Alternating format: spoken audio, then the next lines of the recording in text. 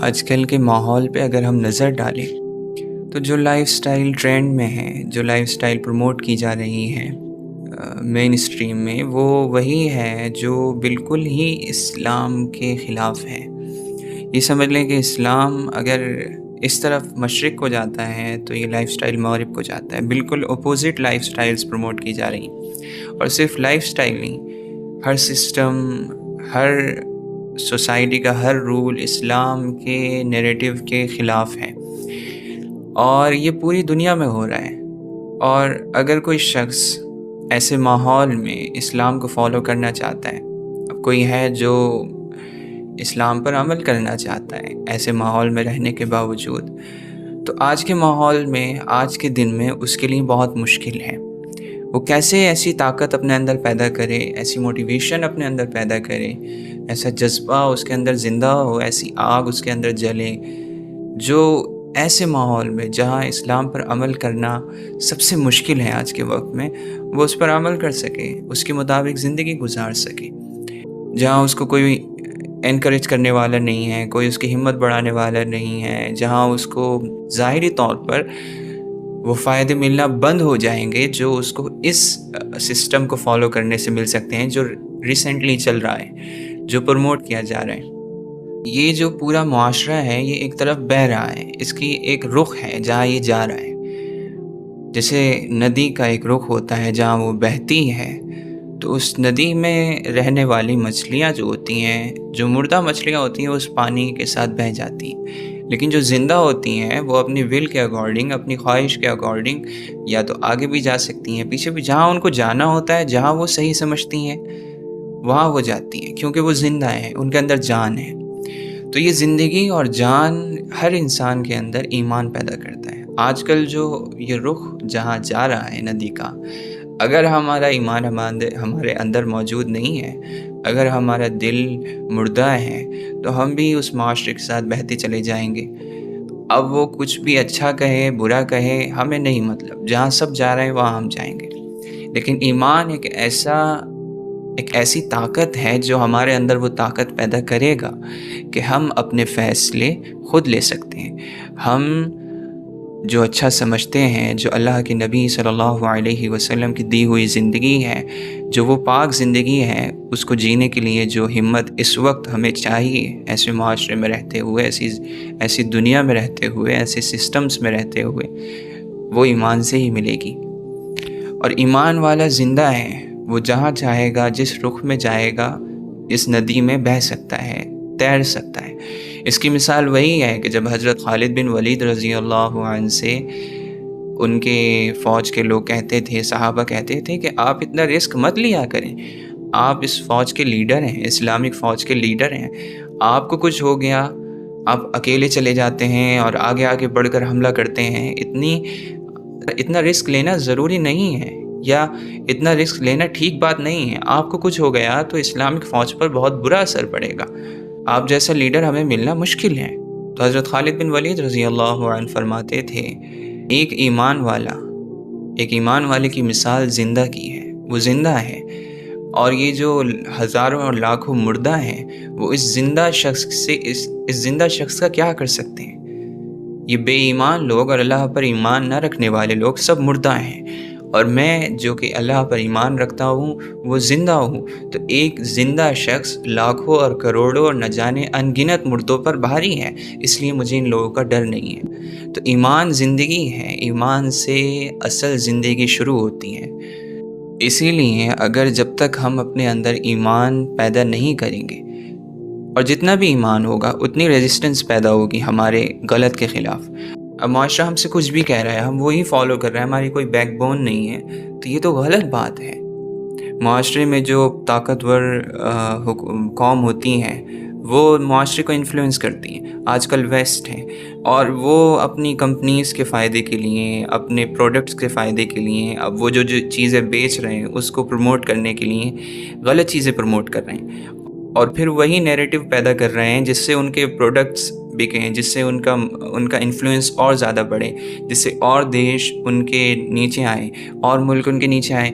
اور اس چیز کو کرنے کے لیے جو انسان کے بیٹرمنٹ کی جو چیزیں ہیں، انسانی معاشرے کو بہتر بنانے کی چیزیں، وہ اس کو کھلے طور پر نظر انداز کر رہے ہیں. ان کا جو گول ہے وہ انسانیت کی بہتری نہیں ہے، ان کا گول ہے اپنی طاقت کو برقرار رکھنا. جو ابھی ان کو انفلوئنس حاصل ہے اس کو برقرار رکھنا، وہ زیادہ سے زیادہ وقت تک دنیا پر حکومت کر سکیں. اور اس کو کرنے کے لیے وہ کچھ بھی کر سکتے ہیں. اور پھر وہ سوسائٹی کا کیا بیڑا غرق ہو رہا ہے، کچھ ہو رہا ہے، ان کو کچھ لینا دینا نہیں ہے اس سے. پھر ایسے لوگوں کے انفلوئنس میں رہنا ہے یا اپنا کچھ اچھا برا سوچنا ہے؟ اسلام نے جو چیزیں بتائی ہیں کہ یہ اچھی ہیں، یہ بری ہیں، ان کو اپنی زندگی میں اپنانا ہے تو ہمیں ایمان کی طاقت چاہیے. اور جب تک ایمان نہیں ہوگا ہمارے اندر یہ طاقت آئے گی ہی نہیں کہ ہم اپنے فیصلے خود لے سکیں. یہ دنیا جو ہے، یہاں کی میجورٹی کے بارے میں اللہ تعالیٰ فرماتا ہے وَإِن تُطِعْ أَكْثَرَ مَن فِي الْأَرْضِ يُضِلُّوكَ عَن سَبِيلِ اللَّهِ. اگر آپ نے فالو کیا اس دنیا کی میجورٹی کو، اس زمین میں جو لوگ ہیں ان کی اکثریت کو، میجورٹی کو آپ نے فالو کر لیا تو آپ کو اللہ کے راستے سے یہ میجورٹی گمراہ کر دے گی. یہ اللہ حق نے قرآن میں بتایا ہے. وہ اس لیے کیونکہ انسان جو ہے ایک بھیڑ چال چلتا ہے. اب جو طاقتور حکومتیں ہیں، طاقتور قومیں ہیں، وہ جو بھی کہیں گی کیونکہ وہ طاقتور ہیں، انسان سمجھتا ہے یہ یہاں تک پہنچے ہیں، ضرورت یہ عقل مند لوگ ہیں تبھی اتنے اوپر پہنچے ہیں. لیکن ان کو یہ سمجھ نہیں آ رہا ہے کہ وہ اوپر پہنچنے کے لیے، طاقت حاصل کرنے کے لیے جو انہوں نے کام کیے ہیں وہ کیسے تھے. اب اس طاقت کو برقرار رکھنے کے لیے وہ لالچی قومیں کچھ بھی کر سکتی ہیں کیونکہ وہ کسی ریلیجن کو فالو نہیں کر رہی ہیں، ان کو کسی خدا کا ڈر نہیں ہے، ان کو صرف اپنے پیسے کا ڈر ہے کھونے کا. جو ان کا خدا ہے، جو طاقت انہوں نے اپنا خدا بنا رکھا ہے، وہ اسی کی پوجا کرتے ہیں. ان کا کوئی حقیقی خدا نہیں ہے. ان کی طاقت ہی ان کا خدا ہے، ان کی دولت ہی ان کا خدا ہے، ان کی حکومت ہی ان کا خدا ہے. تو اس خدا کی پوجا کرتے ہیں اور ان کو یہ نہیں دیکھنا کہ انسانیت کی بہتری کس چیز میں ہے.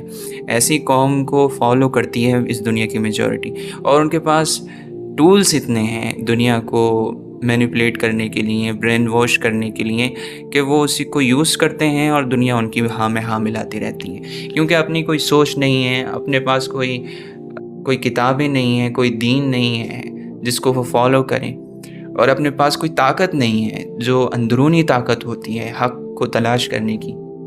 یہ طاقت ہی ایمان ہے. یہ آج کے زمانے میں جتنا ایمان ہوگا اتنا ریزسٹنس پیدا ہوگا ان چیزوں کے خلاف جو یہاں اس زمانے میں چل رہی ہیں. تو ایمان کو پیدا کرنا اپنے دل میں بہت ضروری ہے اور اس کے لیے کوشش کرنے کی ضرورت ہے. اپنے وقت کو ایمان کو بڑھانے والی چیزوں میں لگانے کی ضرورت ہے.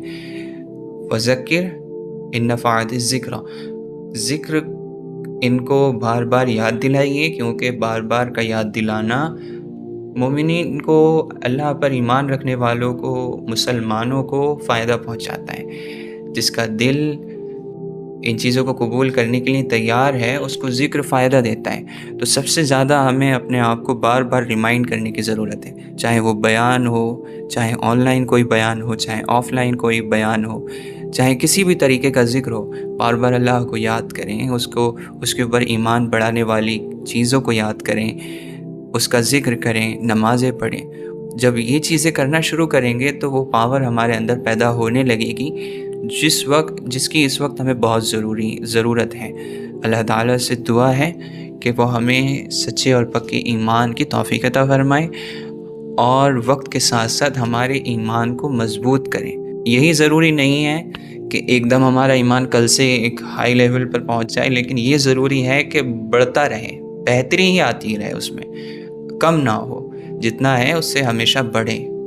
ضرورت اور یہ بھی ضروری نہیں ہے کہ کبھی کمی نہیں ہوگا، لیکن زیادہ تر فیز ایسا رہے جس میں ہمارا ایمان بڑھے. اور جب ہم آج سے کچھ سالوں بعد، کچھ مہینوں بعد مڑ کر اس دن کو دیکھیں تو ہمیں خوشی ہو کہ ہم نے اپنے ایمان پر محنت کی ہے، کیونکہ یہ سب سے بڑی ضرورت ہے آج ہمارے لیے، ایمان کا مضبوط ہونا، ایمان کی تازگی ہمارے دل میں موجود ہونا، ہر وقت موجود ہونا، تاکہ جو یہ معاشرہ چل رہا ہے، جو ایک کرپٹ معاشرہ ہے، ہو گیا ہے، اس کے خلاف ہمارے اندر ایک طاقت ہو اس سے لڑنے کی، اپنی فیملی کو بچانے کی، اس آگ کو اپنے گھر سے باہر کرنے کی جو یہ معاشرہ لوگوں کے گھروں میں لگا رہا ہے،